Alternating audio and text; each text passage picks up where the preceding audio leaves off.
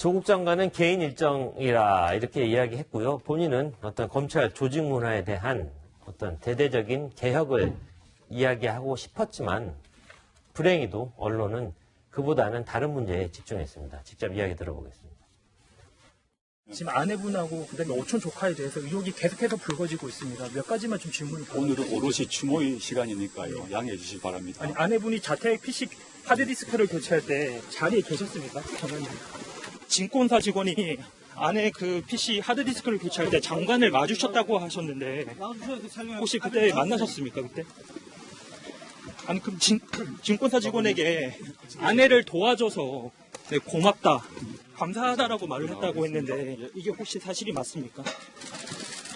아니 증권사 직원이 조 장관님을 만났다라고 지금 진술을 했는데 혹시 만난 적 없으십니까?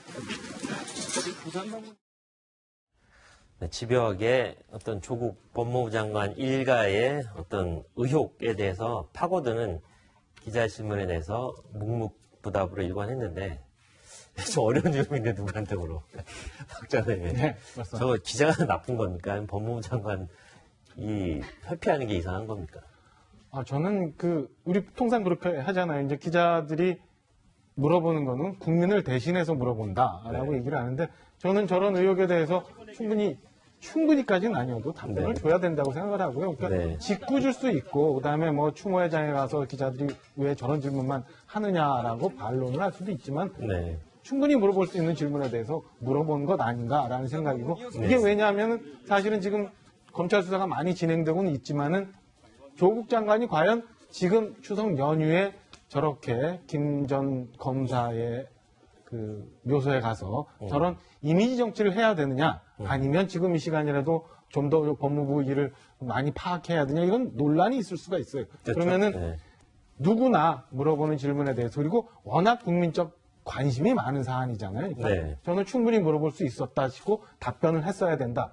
지금까지 한 달 이상 장관 임명 강행하기 전에 굉장히 많은 검증 기간이 있었습니다만 상당히 많은 부분 사실은 언론에서 저런 것을 해왔어요. 그러니까 네. 그 점을 감안한다면 저는 질문할 수도 있었던 거고 조국 장관이 어느 정도 답변은 줬어야 된다 이렇게 생각을 합니다. 네. 저희가 공보 업무를 진짜 오래 해왔잖아요. 많이 해봤잖아요. 네. 진짜 오래 해오면 기자분들이 저렇게 현장에서 그 질문을 하는 거는 항상 있는 일입니다. 기자는 기자 일을 하는 거예요. 기자는 기자 일을 하는 거죠. 법원은 법원의 일을 하고 네. 예? 검찰은 검찰 일을 하고 기자는 기자 일을 하는 건데 네. 저러한 경우에 기본적으로 기획 일정이면 굉장히 난감해요. 네. 그 기획한 게 다 날아가 버리기 때문에. 네. 그러면은 메시지는 다른 데 있는데 엉뚱한 데 주목받으니까. 근데 이제 저 일정은 기획 일정이 아니라 개인 일정이라니까 제가 이 말하고 일맥상통하는지는 모르겠으나 네. 그러면 이제 저희가 공보 업무를 하는 입장에서는 어떤 식으로 하냐면 이렇게 합니다.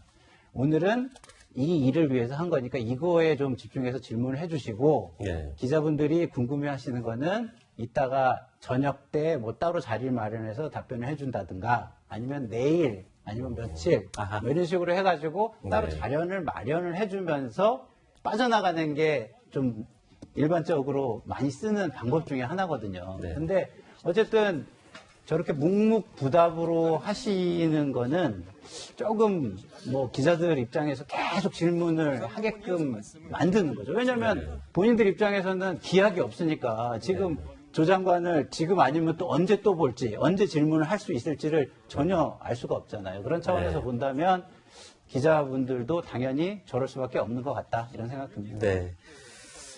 그래서 조국 법무부 장관이 답해야 될 이야기는 또 한 가지가 있는 것 같은데요.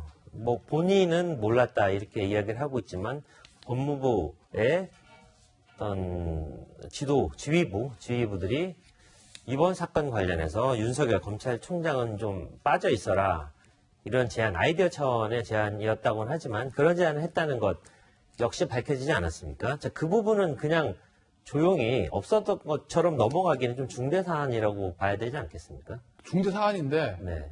장관이 몰랐다는데 그거 참 당신 알았냐고 그럴 수도 없는 거지. 몰랐다고 합니다. 네. 근데 장관이 알았는지 몰랐는지는 저로서는 알 길은 없으나 처음에 이거 터졌을 때 그 당사자들이 뭐라냐면 내 개인적인 아이디어라 이렇게 얘기했거든요. 그렇죠. 그건 아닌 것 같아요. 법무부 차관이 개인적 아이디어. 왜냐면요. 법무부 보면요. 차관이 개인이라고 하긴 좀 고위 공직자 왜냐면 있네요. 이 흐름들을 보면요. 그냥 법무부에 있는 고위 관계자가 대검에 있는 자기랑 친한 사람한테 전화해서 야, 이거 이렇게 하는 게 좋지 않겠냐? 이 수준이라면 개인적인 아이디어. 이게 그게 아니라는 거예요. 왜냐면 아시겠지만 우리나라에서 관행상 의전이 제일 중요합니다. 아니 타사 언론사랑 얘기할 때 보도본부장이 보도본부장한테 얘기하지 정치부장이 타사 보도본부장한테 직접 전화합니까? 그건 아니잖아요. 네. 부장끼리, 데스크끼리, 본부장끼리 이게 이제 급이 맞는 거 아니겠어요? 그렇죠. 근데 이번에 보면요. 법무부 차관이 대검 차장한테 갑니다. 뭐죠? 양 기관 넘버 2예요. 그렇죠. 법무부 검찰국장이 대검 반부패부장에 갑니다. 뭐죠? 검사장 넘버 3예요. 네. 넘버 2, 고검장끼리는 고검장급끼리. 넘버 3, 검사장끼리는 검사장. 정확하게 의전을 딱딱 맞춰서 라인에 맞춰가지고 얘기한 거거든요. 언론사로 그렇네. 치면 본부장은 본부장에게, 부장은 부장 이렇게 한 거라고요. 네. 이건 개인적인 아이디어 차원이라기보다 최소한 법무부 고위 관계자들끼리는 야, 이걸 이렇게 해서 한번 이걸 밀어보자 라는 의견의 합치가 있었다. 개인적인 아이디어라고 볼 것은 아니다. 다만 이걸 법무부 장관에게 보고를 했는지 법무부가 알았는지 그건 아니라고 하니까 제가 뒤집을 만한 증거가 없어서 그것까지는 모르겠으나 최소한 개인적인 아이디어에서 끝날 상황은 아니고 법무부와 검찰이라는 건요 상명하복에 철저한 조직입니다. 이런 중체에 대한 일을 그냥 내 생각인데 개인적인 생각인데요라고 할 수 있는 조직은 아니다. 라고 저는 봅니다. 어쨌든 현재도 윤석열 검찰총장이 조국 법무부 장관 일가와 관련된 의혹 수사에 대한 보고를 받고 지휘를 하고 있는 거니까 법무부 간부들이 했던 개인적 의견은 아이디어 차원의 의견은 접은 것 같다 이렇게 봐도 될 것 같습니다. 강선우 부대변인. 네. 근데 이거 웃어야 되니까 울어야 됩니까? 조국 법무부 장관 이렇게 고초를 겪고 있는데 차기 대선 주자 후보 선호대에서 당당히 3위로 이름을 올리고 있다.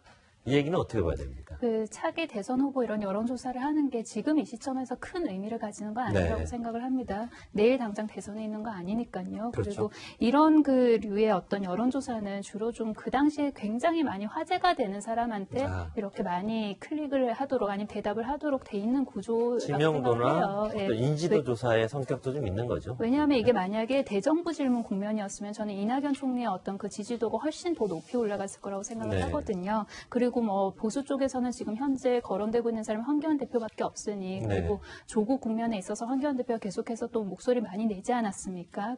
이런 거 저런 걸 따져보면 이게 큰 의미를 두고 뭐 조국 장관이 정말로 뭐 대권 후보를 뭐 꿈꾸고 있다거나 아니면 정말 진지하게 지지자들이나 아니면 여당에서 대권 후보를 생각을 한다거나 저는 그렇게 해석하기에는 무리가 있다고 생각합니다.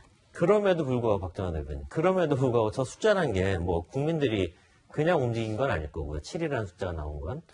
뭐 이유가 있을 거 아니겠습니까? 어떻게 분석을 해야 될까요? 일단은 우리 강 대변인 말씀 주셨지만은 가장 큰 거는 아무래도 인지도 뭐 이런 거가 있을 거고요. 네. 지난달의 조사와 지금 보니까 조국 장관에 대해서 또 장관, 네. 뭐 굉장히 많이 뛰었더라고요. 그러니까 지난달에는 4.4% 지지도를 보이고 있었는데 네. 이번 달에 이제 7%까지 올라갔는데 이거는 그동안 이 청문 검증 과정을 거치면서 양쪽 진영이 굉장히 많이 치열하게 대립을 했잖아요. 네, 그렇죠. 대립을 하면서 결국에는 전 장관까지 임명되는 상황까지 간 건에 대해서 조국 후보자를 지지하는 진영, 이게 소위 말하는 뭐 진보 진영에서 어느 정도 조국 장관에 대한 기대감이 좀 반영된 거 아닌가?